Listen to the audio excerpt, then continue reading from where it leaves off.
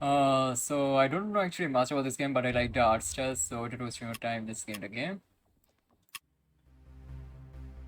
There is a really cool music as well. Rise of Paul Marano. I think that's the name. I could be wrong though. So this guy in these gritty streets of the city where crime and corruption festered like an open wound. There emerged a man named Paul Maranzano.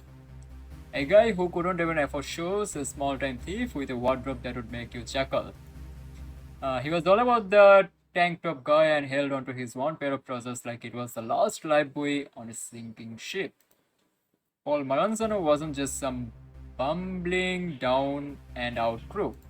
He might have looked like the underdog in a world of sharp suits and polished shoes, but beneath that scrappy exterior was a mind as sharp as a razor blade, and ambitions that knew no bounds. He was a street smart chameleon, a master of disguise who would eventually rise to become a political heavyweight. Paul, in his 60s, sported a face aged with the marks of a life that had seen it all. His eyes, once filled with youthful dreams, had long turned icy and calculating. He clawed his way out from the grimy underbelly of the criminal world, leaving a trail of violence and vice in his wake. What set him apart, you ask? It was his uncanny ability to dance through the treacherous water of politics. He could charm the socks of the public, convincing them he was the champion of the working man, all while behind those closed doors he pulled the strings of power with ruthless precision. My English is going to get really bad. A daring bank heist that sent shockwaves through the city. Paul and his ragtag crew pulled up the perfect robbery, laughing all the way to their secret stash. But Paul wasn't content with a hidden fortune. No, he had grander plans. Okay, I think that's how the game starts. Oh, we have a really interesting scene. Okay. This everyman has a weakness, right? In Paul's case, it was his insatiable appetite for you know what. He would go to great lengths to be with a woman he found intriguing, regardless of whether she welcomed his advances or not. Okay, I do not agree with that. But then again, this is the game. This option often led him down dark and dangerous paths, putting his carefully constructed facade in jeopardy. Despite his brutality of his actions, Paul remained untouchable. He had his hooks deep in the world of politics and law enforcement, thanks to friends in high place.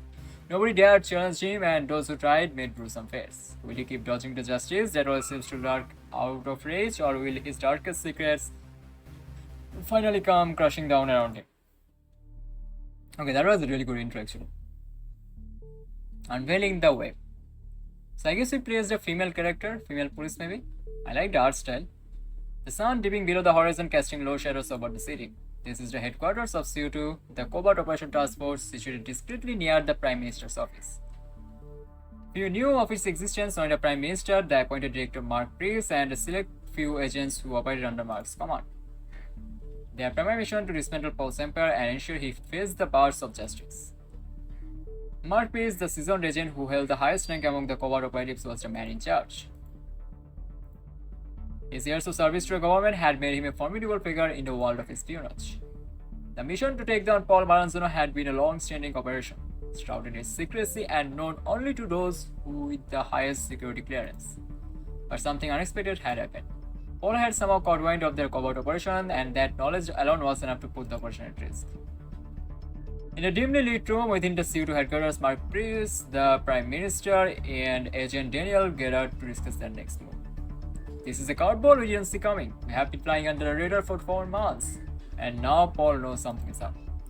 Indeed, Mark, but we can't afford to let Paul slip through our fingers. His drug empire is destroying our country. It's time we put an end to it.